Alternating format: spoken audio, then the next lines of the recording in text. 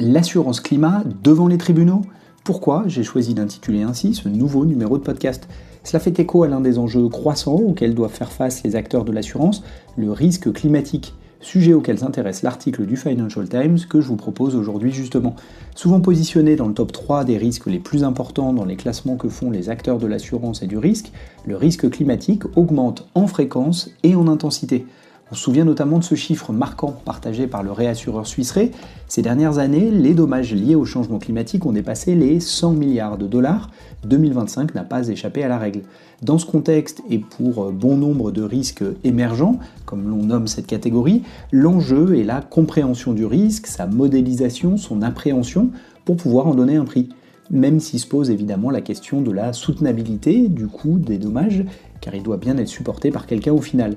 Dans ce contexte d'ailleurs, la judiciarisation des sinistres liés aux dommages climatiques soulève un point intéressant dans la relation client entre l'assureur et l'assuré. C'est justement l'objet de l'article du Financial Times. La couverture est-elle insuffisante? Le contrat est-il clair? Le prix est-il le bon? Les dommages sont-ils bien couverts? Dans certaines régions, je pense à plusieurs États américains en particulier, les assureurs ont carrément quitté le marché faute d'avoir pu y aligner les tarifs de leurs produits d'assurance avec le risque qu'ils y percevaient. Mais les clients auraient-ils été prêts à payer des hausses et si oui, jusqu'à quel niveau? Par ailleurs, cela me fait aussi penser à la notion d'assurance paramétrique qui pourrait fluidifier la relation client en se mettant d'accord à l'avance sur les critères du remboursement, quel est le déclencheur, et le montant des indemnisations. C'est d'ailleurs la valeur ajoutée mise en avant par certains acteurs de ce secteur, notamment dans l'assurance paramétrique météo justement, que de proposer une indemnisation rapide en quelques jours, là où elle peut prendre des mois si ce n'est plus, lorsque l'échange se termine justement devant les tribunaux. Entre pédagogie et prévention, l'article repéré dans le Financial Times, que je vous lis dans la suite du podcast, me semble illustrer ces nouveaux défis qui vont bien au-delà de l'assurance pure, qui n'est finalement que l'un des nombreux maillons de la chaîne de valeur des risques. Celle-ci s'applique d'ailleurs au-delà des risques climatiques à toute la catégorie des nouveaux risques qui, vous le savez, nous semblent pouvoir devenir la prochaine vague d'innovation dans l'assurance. Je vous propose de parcourir un article paru début janvier dans le Financial Times. Il s'intitule « Les actions en justice liées à l'assurance climatique explosent à mesure que les coûts des sinistres augmentent ». L'article démarre ainsi. Aux États-Unis, les litiges découlant des catastrophes liées au climat deviennent un poste de coût croissant pour les assureurs et les assurés. Leur nombre a plus que doublé au cours de la dernière décennie à mesure que les dégâts causés par les phénomènes météorologiques extrêmes s'intensifient. Les entreprises américaines ayant cessé leur activité ou subi des pertes de revenus à la suite de catastrophes, ainsi que les propriétaires confrontés à des dommages immobiliers, intentent de plus en plus de poursuites contre les compagnies d'assurance, selon des données obtenues par le Financial Times. Le principal moteur des contentieux liés aux pertes d'exploitation aujourd'hui est la volatilité climatique, explique Adam Mazarek, responsable du marketing juridique chez Lex Machina, la plateforme d'analytique juridique de LexisNexis. Les risques traditionnels comme les incendies et les orages, ainsi que les événements météorologiques sévères tels que les ouragans, les vagues de froid extrêmes, les tornades ou les affaissements de terrain, perturbent les opérations à une échelle que nous n'observions pas il y a 10 ans, ajoute-t-il.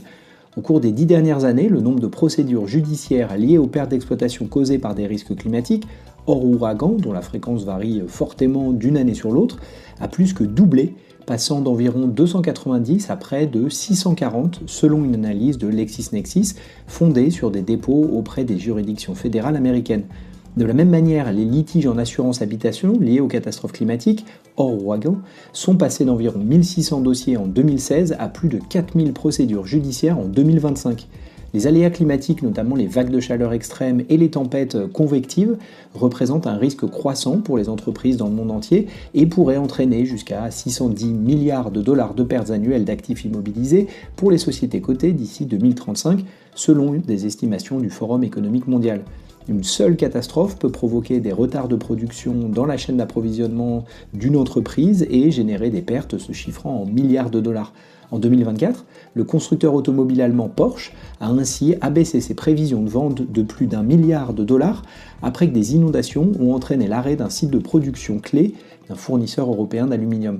2 ans plus tôt, les activités de Toyota avaient été perturbées par des inondations catastrophiques en Afrique du Sud qui ont causé plus de 400 décès, poussant le groupe japonais à déposer une plainte en dommages et intérêts d'un montant de 387 millions de dollars. Ces catastrophes apparaissent désormais de plus en plus fréquemment dans les tribunaux, les assurés accusant les compagnies d'assurance de ne pas avoir indemnisé intégralement des sinistres qu'ils estimaient couverts par leur contrat. Les litiges pour perte d'exploitation couvrent un large éventail de situations allant d'un lieu de réception de mariage détruit par une tornade à des canalisations éclatées dans un immeuble locatif après un épisode de gel exceptionnellement sévère dans le nord-ouest du Pacifique. Selon l'Ex Machina, près de 70% des affaires fédérales liées aux pertes d'exploitation associées à des catastrophes climatiques au cours de la dernière décennie se seraient conclues par un accord amiable.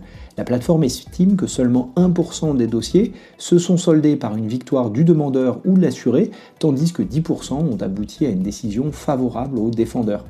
Les montants des règlements amiables sont généralement confidentiels, mais certaines données publiées montrent que des entreprises ont obtenu des indemnisations de plusieurs millions de dollars. En 2024, la Baptist University of Florida, endommagée lors de l'ouragan Michael, a obtenu 9,3 millions de dollars de dommages et intérêts compensatoires.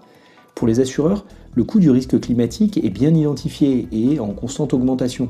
Au premier semestre 2025, les catastrophes naturelles ont provoqué environ 131 milliards de dollars de pertes dans le monde, dont 80 milliards étaient assurés selon le réassureur Munich Re. Bien que ces montants restent inférieurs aux records historiques, ils sont nettement supérieurs à la moyenne des 10 dernières années. L'inflation exerce également une pression accrue sur les assureurs et sur les sinistrés, les matériaux de construction nécessaires à la réparation des bâtiments étant devenus plus coûteux depuis la pandémie de coronavirus, ce qui fait grimper le montant des indemnisations. Le contentieux est devenu globalement plus conflictuel, observe Joseph Jean, associé chez Pillsbury, qui travaille sur des dossiers de recouvrement d'assurance depuis plus de 20 ans. Il y avait autrefois beaucoup plus d'échanges entre les parties, un véritable dialogue, explique-t-il. Aujourd'hui, l'une ou l'autre des parties se tourne beaucoup plus rapidement vers les tribunaux. Cette évolution a contribué à faire des coûts de contentieux l'une des 3 principales préoccupations de tout assureur, selon Sean Kevilgan, directeur de l'Insurance Information Institute, un groupe de réflexion du secteur. Les hausses de prix ont été généralisées, ajoute-t-il, en lien notamment avec l'augmentation du développement immobilier et les déplacements de population vers des zones exposées aux catastrophes climatiques extrêmes comme le Texas. Le prix de l'assurance doit refléter le risque et les risques augmentent. Fin de la citation.